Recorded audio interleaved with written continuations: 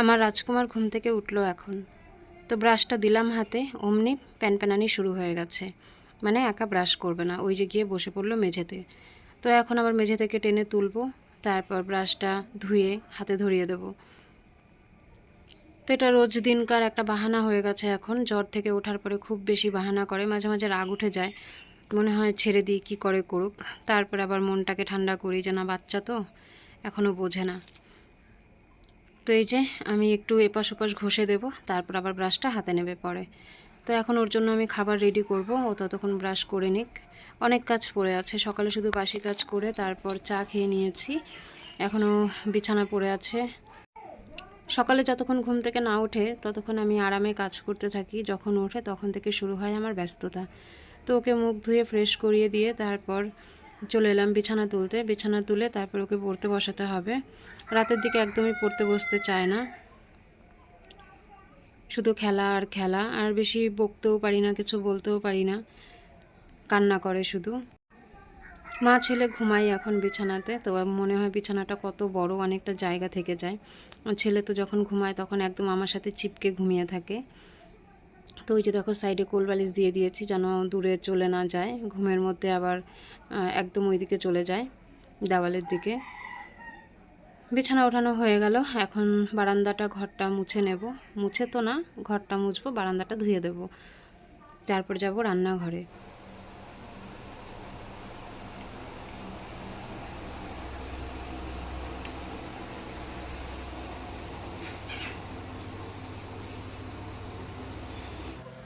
সুজি বানিয়ে ঠান্ডা করতে দিয়ে এসেছি, ভাবলাম ততক্ষণ ঠান্ডা হোক আর আমি বারান্দাটা ধুয়ে দিয়ে নিই। তো এখন তো ওর পাপা বাড়িতে নেই, গাড়িও ঢোকানো হয় না, গাড়ি নিয়েই গেছে, কিন্তু তারপরে বারান্দাটা ধুতে হয় আমার। মাঝে মাঝে না মুরগি চলে আসে, আমাদের তো মুরগি নেই, আশেপাশে মুরগি আছে, প্রচণ্ড ঘৃণা লাগে আমার।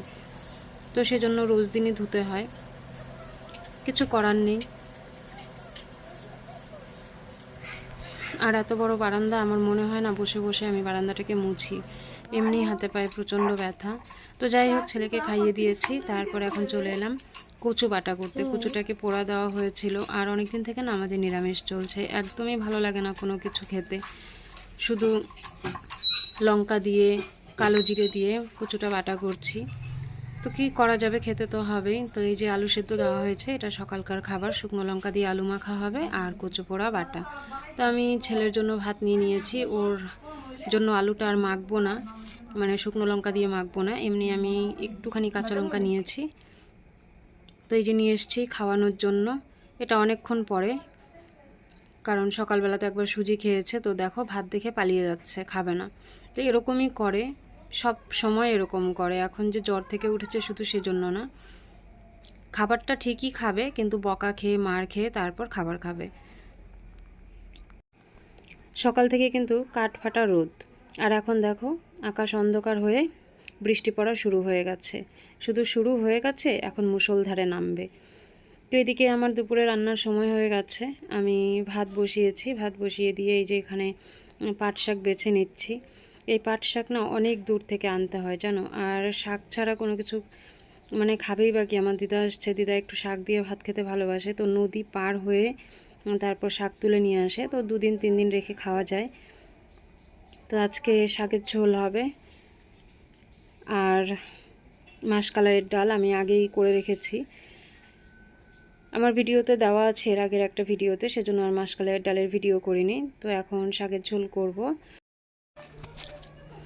মাসকলাইয়ের ডাল, মুগের ডাল এগুলো রান্না করতে না অনেকটা সময় লেগে যায়, সেজন্য ভাত রান্না করার আগেই ডাল রান্না করেছি, আর এখন শাকের ঝোল করব, আর একটা চচ্চড়ি করব আলু কচু এসব দিয়ে। তো নিরামিষ তো অনেক পদই হয়, অনেক কিছুই খাওয়া যায়, কিন্তু সবাই সবটা খেতে চায় না আমাদের বাড়িতে, সেজন্য আমার হয়ে গেছে আর কি কষ্ট। যেরকম পনিরটা কিন্তু খাওয়া যায়, কিন্তু এই বাড়িতে কেউ খাবে না। তো যাই হোক, আর কয়েকটা দিন আছে, বৃহস্পতিবার পর্যন্ত খেতে হবে। তো এই যে কচুর শাক নিয়ে এসেছিলো, কচুর শাকটা কালকে রান্না করব।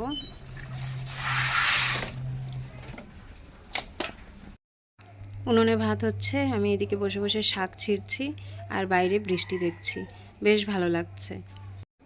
বিকেলবেলায় এক জায়গাতে যাওয়ার কথা আছে, যদি বৃষ্টি কমে যায় তাহলে যাব আর কি। একটা মাসি আছে, উনি অপারেশন হয়েছে, তো ওনাকে দেখতে যাব। মাসিটা আমাদের বাড়িতে এসেছিলো, কয়েকদিন ছিল, ভীষণই ভালো। তো ফোন নাম্বার নেই আমার কাছে যে একটু খোঁজ খবর নেব, তো কাকি বলেছে যে নিয়ে যাবে। তো এই তো দুপুরের খাওয়া দাওয়া শেষ করে সমস্ত কাজ সেরে তারপর সমুদ্রকে নিয়ে যাচ্ছি। আর দেখেছো রাস্তার পাশে কত পাট শুকোতে দেওয়া হয়েছে, পাট তো না, পাটকাঠি, পাট ছিলে নেওয়া হয়েছে। এগুলো দেখতে ভীষণ ভালো লাগে আমার। তো অনেকটা হাঁটা পথ আর কি, শাড়ি পরে নিয়েছি, এখন যাচ্ছি। আর সমুদ্র ওর ঠাম্মির হাত ধরে আগে আগে যাচ্ছে।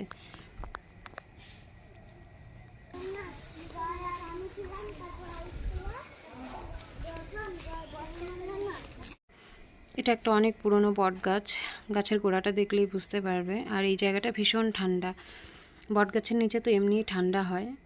সামনে কয়েকটা দোকানও আছে। তো আমরা ওই মাসির বাড়িতে প্রায় চলে এসেছি। তো ভিডিও করব না, মাসি নাইটি পরে থাকে, অপারেশন হয়েছে বুঝতেই পারছো। তো যদি আমার ভিডিওটা তোমাদের ভালো লাগে তাহলে একটা লাইক কমেন্ট করে দিও। আর যারা চ্যানেলটা সাবস্ক্রাইব করোনি প্লিজ আমার চ্যানেলটা সাবস্ক্রাইব করে আমার পাশে থেকো।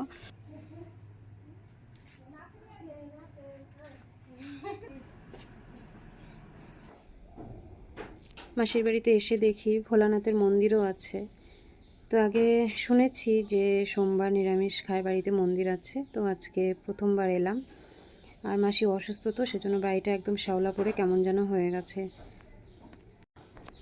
তো চলো আজকে এ পর্যন্তই, পরবর্তী কোনো ভিডিওতে দেখা হচ্ছে। সবাই ভালো থেকো, সুস্থ থেকো।